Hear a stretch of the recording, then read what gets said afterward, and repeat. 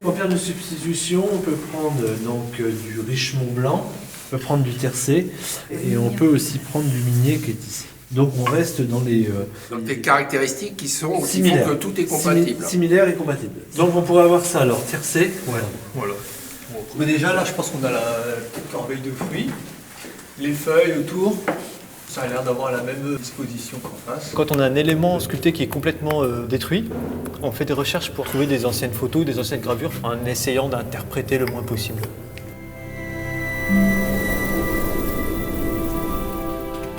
On essaye de conserver au maximum, donc c'est vrai qu'on a tendance à consolider lorsqu'on peut, et quand la pièce est trop érodée, on doit décider de la changer.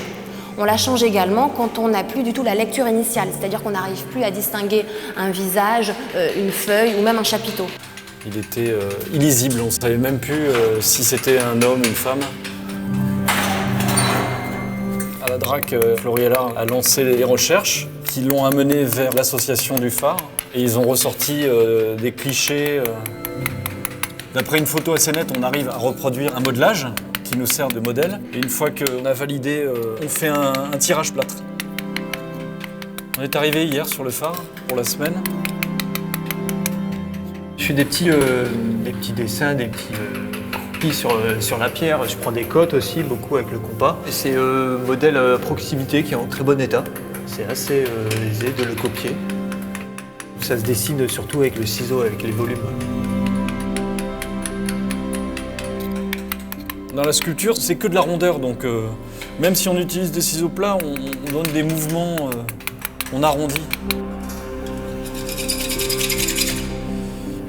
Bon, ça commence à être pas trop mal. On utilise des outils pneumatiques la plupart du temps. Mais là, pour les conditions du phare, les conditions de visite, tout ça, on a décidé d'utiliser que des outillages manuels. Je pense qu'il devait y avoir des outils comme ça. Est-ce que ça s'apparentait vraiment ce genre de ciseaux? Je dois prendre beaucoup de références, regarder souvent comment c'est fait pour réussir à piger le truc. Piger le truc. Ça, faut le dire, ça.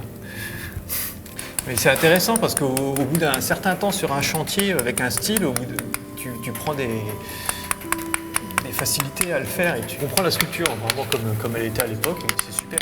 Le grain, la couleur de la pierre déjà vont faire qu'on ne va pas avoir une tache en posant une pierre neuve. Et puis après, si la pierre est très érodée juste à côté, en règle générale, on va essayer de vieillir un petit peu la pierre neuve, soit en donnant des coups, soit en passant un outil quelconque pour enlever le côté trop fini, trop lisse, trop neuf en fait.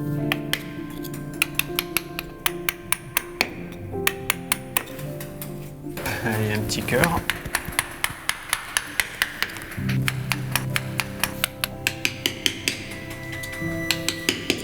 En France, on a cette volonté de conserver notre patrimoine et aussi nos métiers.